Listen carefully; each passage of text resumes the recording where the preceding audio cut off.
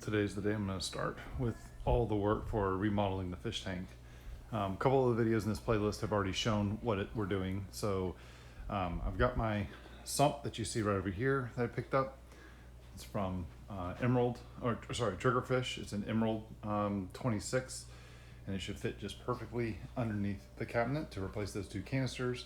I'm going to replumb everything. As you can see in the plumbing, plan's going to have two pipes coming from or three pipes coming from to and from the tank through the wall. They're all going to be hard PVC coming in with quick connects to make it easier. One will be a supply coming down from the fish tank into the sump, so it'll come in through this tube right here, goes down, water will go down, come back up into this compartment, and then go down into this hole, which I'm either going to use this filter sock, which will sit in there, or I will use this cup, which I will I have to trim it a little bit to get it to fit through the cap up here at the very top. This guy.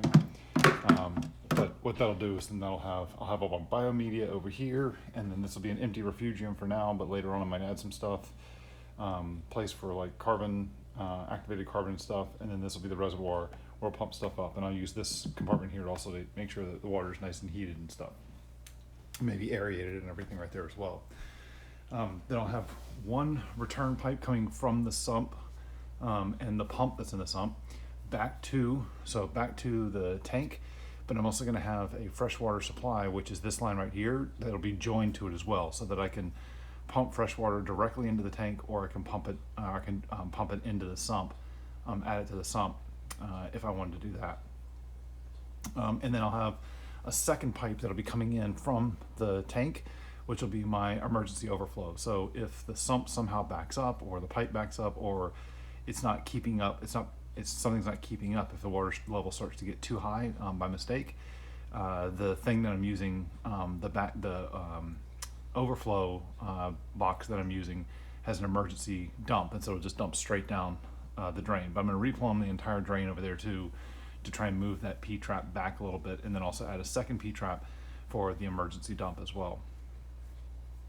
And also still have that same pipe that I have up there that I can do a quick connect down here to for my siphon, to be able to siphon water out. So that's the big change that's going to happen here. Over here, that's just a little recap. What I was going to do is, you can see from the last time I did a video, the rock wall has come off of the back of the tank.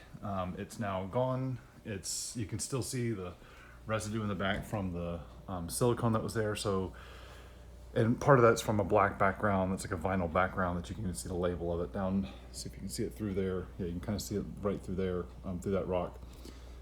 That's going to get thrown out, and I'm going to paint the back of it black. But the first thing I want to do is I'm going to do a bunch of repairs on the glass. So there's three main things I want to do that I need to do to the glass. First and foremost, all the fish are coming out. They're going into a giant Tupperware bin into a bathtub that is just down the hall from those doors in a bathroom. They'll be there for probably the next week or so time. The other thing that I want to do is, you can kind of see right here, see if the finger's going to show it up, but you can see there's some scratches in the glass. And I'm going to make an attempt to actually get rid of those scratches. I have one here, there's a couple there, there's one down here, a couple scratches, but then if you also look over on this side, you can't really see it all that well, but all of this, the haziness that you see all right in here, those are all scratches, if you can see those. Kind of hard to see them. Get to focus on that. Yeah, that's fine. So there's a bunch of really light scratches here. I'm going to try and buff all of those guys out. And I also want to see how good the back of the tank is, because if the back of the tank is in better shape with the scratches than the front, then I may just flip this whole thing around. So anyway, I'm gonna have to clean. So try and buff out the scratches with some selenium oxide and a buffing pad that I have. And then also doing a deep clean on the glass itself to get rid of I don't know if you can see this, but see this cloudiness right here? I want to go through and buff all that out.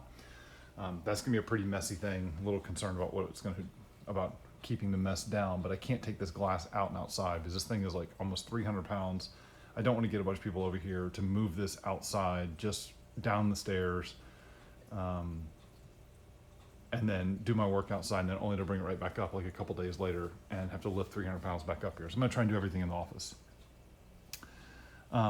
Once the glass is, well, before I really go deep on trying to clean the glass, first thing it's gonna do, I'm gonna try and get rid of the scratches and check off the back, the scratches on the back, and decide, is the tank gonna sit like this, or is it gonna sit, am I gonna spin it around and have the back be the front be the back? Whichever one I choose to end up doing, the next thing is going to be to cut the holes in the glass. And so the overflow box I'm gonna have is gonna sit right over here on the outside. And so I'm gonna need to drill a hole in the glass right here. And then I'm gonna wanna have another hole back here for the return that we're gonna do. Everything is gonna be sealed on the top. I need to make sure, so the reason why the holes can't be done before the reason why the holes are going to come after I try and fix the scratches, because I want to know, is the tank going to sit like this, or am I going to flip it around? And it's really going to be dictated by if I can get the scratches out, and that's going to be most of the work today. Hopefully this afternoon I'll get to a point where I can start cutting the glass. It's a big risk. I'm pretty sure that this glass is not tempered, so cutting it should go well. I can't do exactly what I would like to do by having a constant water on it. So I've tested cutting glass on an older aquarium that I had, a little 10-gallon that I had.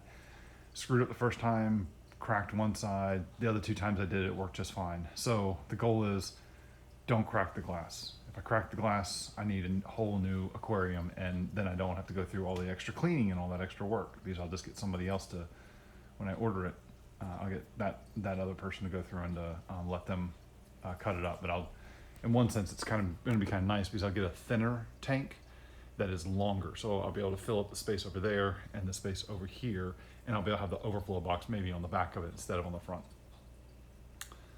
So that's it.